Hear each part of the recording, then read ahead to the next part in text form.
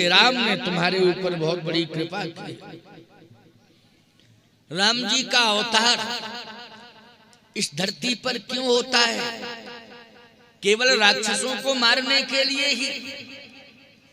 राक्षसों को मारने की अगर बात होती तो कल्पना करना, परशुराम जी महाराज में बहुत बड़ी ताकत, बोलो है कि नहीं? रावण से बड़ा बलवान है सहस्त्राबाहु, बोलो है सहस्त्राबाहु, रावण से ज्यादा बलवान है। लेकिन परशुराम अखर सहस्त्राबाहु के पास भुजाएं भी ज्यादा हैं, बल भी ज्यादा है, लेकिन सहस्त्राबाहु की भुजाओं को किसने काटा था? सहस्त्राबाहु को किसने मारा था? रामायण पढ़ो, स्पष्ट लिखा है, सहस्त्रबाहु भुजा छेदन हारा, परशु बिलोक महीपक मारा।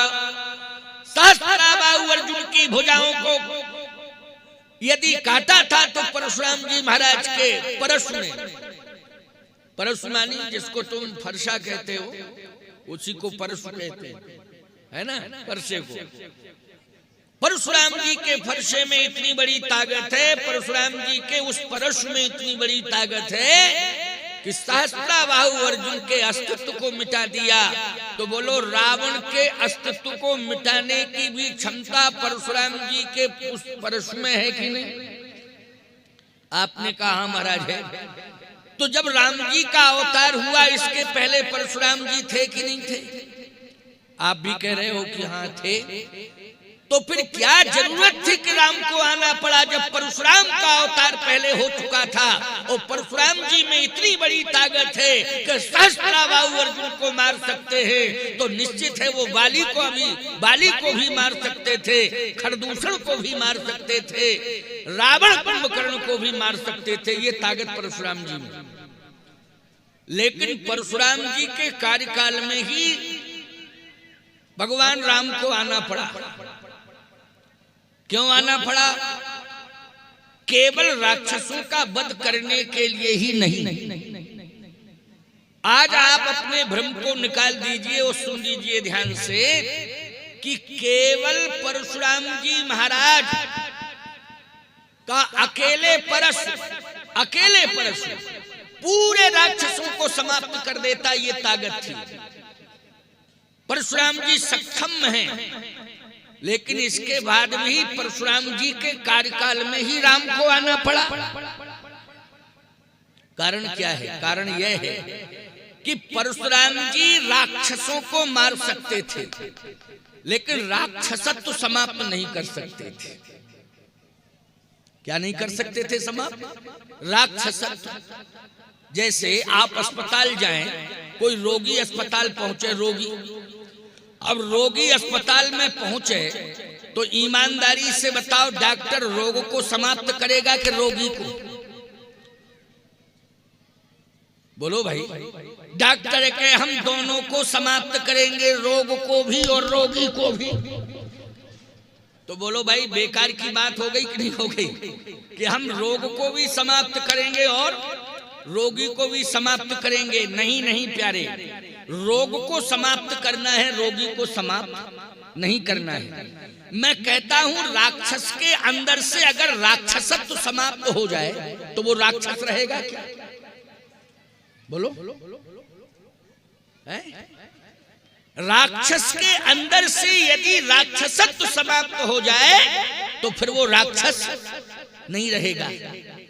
तो सीधी सी बात यह है कि पहले तो राक्षसत्व समाप्त करना है, और यदि राक्षसत्व समाप्त हो जाए तो फिर राक्षस को समाप्त करने की जरूरत नहीं पड़ेगी। हम प्रमाण दे रहे हैं आपको। बोलो बाली राक्षस है कि नहीं? राक्षस ही तो है, क्योंकि अनाचारी अत्याचारी को ही राक्षस कहते हैं। भले ही वो पशु संस्कृति में है, लेकिन राक्षस है कि नहीं? प्रमाण क्या है? अनुज बधू भगनी सुत नारी सुन सठ ये कन्या समचारी, इन्हीं कुदृष्टि बिलोकत जोई, ताहे बधे कछु पाप न होई, मूढ़ तोए अतिशय अभिमाना, नारी सिखावन करसिन काला, अस कही चला महाअभिमानी। बोलो ये इतने प्रकार के लक्षण राक्षस में होते कि नहीं होते? ये सभी लक्षण किस में होते हैं? राक्षस में होते हैं। लेकिन भगवान ने बाली के राक्षसत्व को समाप्त किया कि बाली को? आप कहो महाराज भगवान ने तो बाली को समाप्त कर दिया। अरे भगवान खुद कह रहे हैं अचल करहु तन। बोलो भगवान कह रहे हैं ना, अचल करहु तन राखहु प्राणा,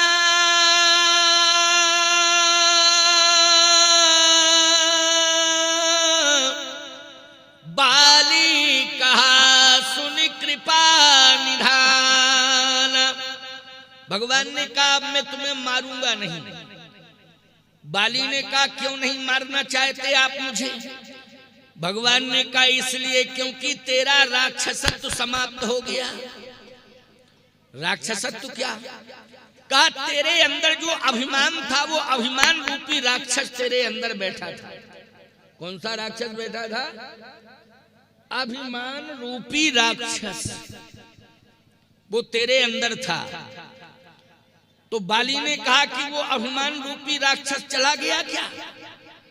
भगवान बोले चला गया। कैसे?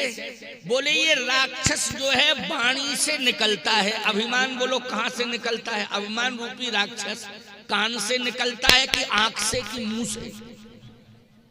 कहां से निकलता है?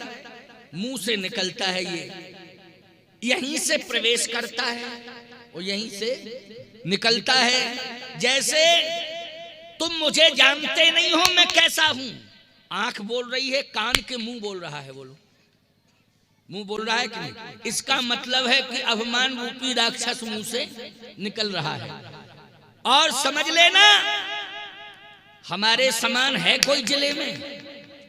ये कहां से निकल रहा है राक्षस? मुंह से निकल रहा है। भगवान ने कहा कि तेरे मुंह से राक्षस निकल गया। कैसे निकल गया? एक बात आपको बताएं, प्रवेश कैसे करता है, निकलता कैसे? प्रवेश करने का तरीका हम बता रहे हैं। मैं पूरे मध्य प्रदेश का प्रभावशाली व्यक्ति हूं। इसका मतलब है कि अंदर चला गया। मैं चला गया अभिमान के नहीं, ये अभिमान रूपी राक्षस अंदर चला गया। अच्छा भैया निकलता कैसे है? जिस दिन तुम्हारे हृदय से ये आवाज निकलने लग जाए वाणी के माध्यम से कि भैया, और सुनो एक तरीका बहुत अच्छा बतावे, अभिमान निकलता कैसे है, अभिमान प्रवेश कैसे करता है। अमलई में यज्ञ हो रहा था, वहां बहुत से लोग थे, लेकिन जब मैं पहुंचा, समझ लो घुस गया अभिमान। मैं पहुंचा है, मैं पर इतना जोर दे दिया ताकत लगा के वो कौन था? मैं अभिमान था। वो क्या था? अभिमान था। और भैया अमलई में यज्ञ चल रहा था, बहुत लोग थे, लेकिन फिर वहां मैं भी पहुंच गया, बैठा कथा सुन ली मैं। बोलो इसका मतलब है अभिमान रूपी राक्षस निकल गया। बोलो निकल गया कि निकल गया है? और जहां ये कहा जाए कि अमलई में बहुत से लोग थे, लेकिन जब मैं पहुंचा, क्यों? अर्थ आ गया समझ में कि नहीं? ठीक इसी प्रकार से समझ लेना, शब्द पर जोर मत दो। यदि आपने मैं शब्द पर जोर दे दिया तो अभिमान आ गया, और मैं शब्द को आपने विनम्रता से कह दिया तो अभिमान। बहुत ही हल्के से सरलता से कह देना ही निराभिमानता है। बाली ने स्पष्ट रूप से कहा, क्या कहा? सुनहु राम स्वामी सन चलन चातुरी मोर ओ प्रभु अजहूं मैं पात की अंत काल गति तोर। तो सीधी सी बात है कि सुनहु राम स्वामी सन। इसका मतलब है कि उसने भगवान को क्या माना, अपनी वाणी से कहा स्वामी।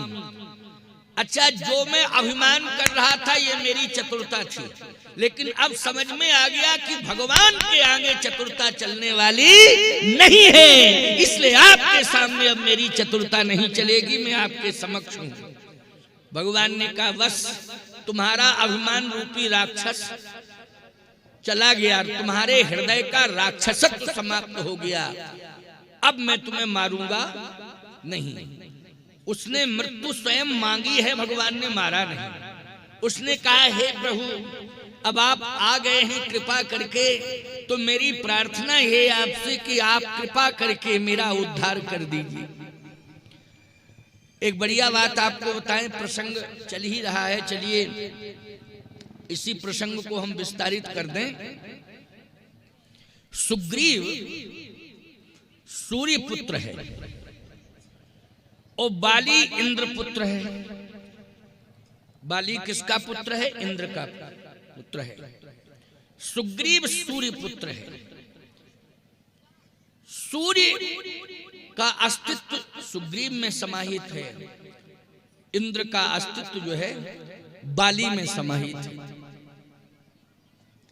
दोनों ही किष्किंधा में निवास करते हैं। प्यारे, बाली और सुग्रीव इन दोनों में संपत्ति का विवाद, संपत्ति का विवाद।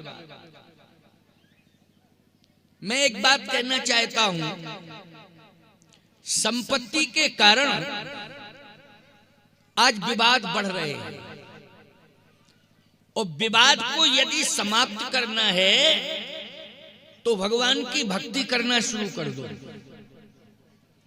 भगवान की भक्ति से विवाद संवाद में बदल जाएगा। किस में बदल जाएगा विवाद? संवाद में। ये भगवान की भक्ति की ताकत है।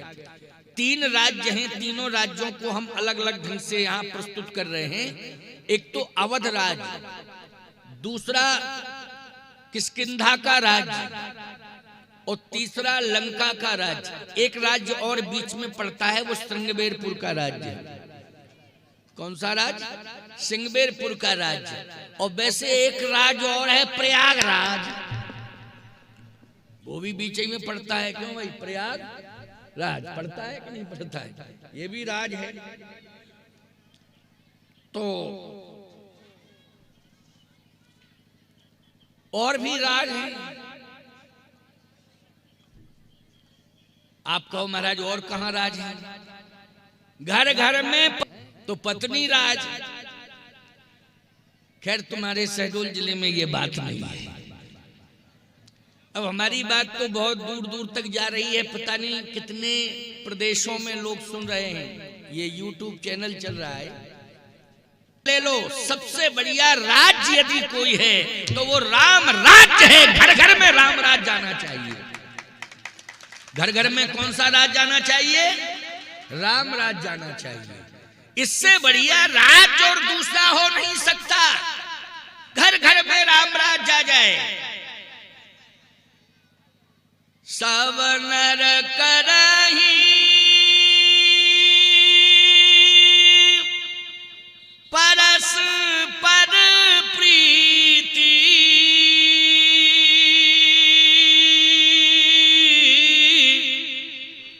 ओ चलाही स्वधर्म निरत श्रुति नीति। कुछ आरती देना चाहते हो क्या बच्चियों को? आरती दे दो बेटा, बैठो नहीं वहीं, खड़ा नहीं रहना है। आरती वहीं बैठ जाओ, दे आओ आरती दे आओ, ले जाओ बेटा, माताओं को दो आरती, जाओ कोई दिक्कत नहीं। सब नर करहि परस्पर प्रीति, चलहि स्वधर्म निरत श्रुति नीति। सब नर करहि परस्पर प्रीति, सब आपस में प्रेम करते हैं। अच्छा, ओम प्रकाश आए हैं क्या? हाँ तो बुला लो, इधर ही बुला लो। सब नर करहि परस्पर प्रीति और चलहि स्वधर्म निरत श्रुति नीति। आपस में यदि परिवार में प्रेम आ जाए, परिवार में जितने भी सदस्य रहते हैं उन सभी में आपस में प्रेम आ जाए, तो मैं कहता हूं उसी घर में रामराज आ जाए। आपस में प्रेम आ जाए सब में। बोलो कितनी सरल व्याख्या मैंने कर दी रामराज जी की, और है यही व्याख्या। पहले तो परिवार में परस्पर प्रेम होना चाहिए, लेकिन संपत्ति के कारण और अभिमान के कारण प्रेम में दूरियां बढ़ती जा रही हैं। इतना ज्यादा अभिमान आ गया है कि व्यक्ति मैं के अलावा, अपने के अलावा किसी को मानना नहीं चाहता, ये कंडीशन। दूसरी बात, संपत्ति आगे आ जाती है। संपत्ति पर जब दृष्टि जाती है तो वहां प्रेम का अस्तित्व अपने आप पीछे हो जाता है। संपत्ति सुमेरु बन करके प्रकट हो जाती है ना। संपत्ति सुमेरु बन करके आगे आ जाती है, और याद रखना वहां प्रेम का स्वरूप जो है छोटा पड़ जाता है, और संपत्ति का सुमेर पर्वत बन के तैयार हो जाता है। और फिर उसी संपत्ति के सुमेर पर सब माथा पटकते रहते हैं। कहते नहीं है पत्थर से माथा पटक रहे हो, पत्थर पर माथा पटक, कहना है होता है। बस उसी में माथा पटकते रहते हो। और याद रखना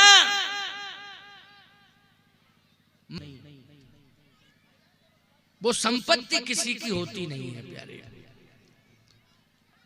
आओ ओम प्रकाश, स्वास्थ्य ठीक है? जय, खुश रहो, खुश रहो। लो माला पहन लो, बैठ जाओ, यही सुन लो। अच्छा ठीक हो, बैठो, बैठ जाओ।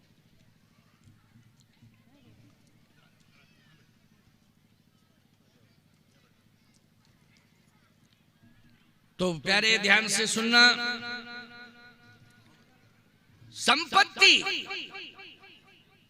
संपत्ति को इतना महत्व मत दो, भगवान की भक्ति को महत्व दो। भगवान की भक्ति जहां होगी और जहां सुमति होगी, और जहां सुमति तहां संपत्ति नाना, और जहां कुमति तहां विपत्ति निदाना। जहां सुमति होगी वहीं पर संपत्ति भी होगी, वहीं पर भक्ति भी होगी। तो संपत्ति और भक्ति सुमति से मिल जाएगी। इसलिए किसी भी प्रकार का विवाद करने की आवश्यकता नहीं है। राम कथा सुन रहे हो, राम कथा में शिव पार्वती संवाद है। बोलो शुरुआत कहां से हुई राम कथा की? विवाद से हुई कि संवाद से? बोलो शिव पार्वती संवाद। अच्छा, महाभारत का विवाद कहां से शुरू हुआ? अभिमान और संपत्ति। बोलो दो के कारण। दुर्योधन को अभिमान था, बोलो दुर्योधन को अभिमान था, और दुर्योधन को अभिमान के साथ साथ वो इतना बड़ा अतिक्रमण किए था हस्तिनापुर के राज्य पर कि पांडवों को सुई की नोक के बराबर भी संपत्ति नहीं देना चाहता था। इसलिए विवाद शुरू हो गया। तो महाभारत नाम सुनते ही ईमानदारी से बताओ विवाद याद आ जाता है कि नहीं? और लोग कहते भी हैं आम चर्चा में, अरे भैया उस घर में तो इतना बड़ा महाभारत हुआ कि हमको भागना ही पड़ा। क्यों कहते कि नहीं कहते हैं? ये कोई माई का लाल नहीं कहता भैया उस घर में ऐसी राम कथा हुई कि हमें भागना पड़ा। बोलो कोई कहता है क्या? सब यही कहते उस घर में ऐसा महाभारत हुआ कि हमको भागना ही पड़ा उस घर से। तो सीधी सी बात यह है कि ध्यान से सुनो, समझो, जीवन में हम राम कथा से प्रेरणा लें कि आपस में क्या करना चाहिए? संवाद। और संवाद कब होगा? जब सब नर करहि परस्पर प्रीति, चलहि स्वधर्म निरत श्रुति नीति। और अगर ऐसा होगा तो नहीं दरिद्र को दुखी न दीना और नहीं को अबुध न लक्षणहीना। यदि जीवन में हम प्रेम करेंगे, परिवार में रह के प्रेम करेंगे, पड़ोसियों के बीच में प्रेम करेंगे, ग्रामवासियों के बीच में, और प्रेम करेंगे भारत में रहकर भारतवासियों से, तो निश्चित है कि घर से लेके अपने राष्ट्र तक राम राज्य अवश्य आ जाएगा, इसमें संदेह नहीं। अपने घर से लेकर के राष्ट्र तक राम राज्य आ जाएगा। इसलिए जीवन में अभिमान को हमें दूर करना है। तो बाली को मारने की क्षमता परशुराम जी के परशु में है, लेकिन बाली को तो मार सकते थे, लेकिन बाली के अंदर जो राक्षसत्व था उसको परशुराम जी नहीं मार सकते थे। राक्षसत्व को बाली को मार सकते थे, लेकिन बाली के अंदर जो राक्षसत्व था उसको परशुराम जी नहीं मार सकते थे। लेकिन भगवान राम ने राक्षसों को ही नहीं मारा, बल्कि राक्षसों के राक्षसत्व को मारा है। भगवान राम ने केवल दानवों को ही नहीं मारा है, भगवान राम ने दानवों को ही नहीं मारा है, दानवों की दानवता को समाप्त करके प्रत्येक प्राणी के हृदय में मानवता का श्रृंगार कर दिया है। ये काम भगवान राम ने किया है। इसलिए मानवता का श्रृंगार करने के लिए राम जी का अवतार इस धरती पर हुआ। किस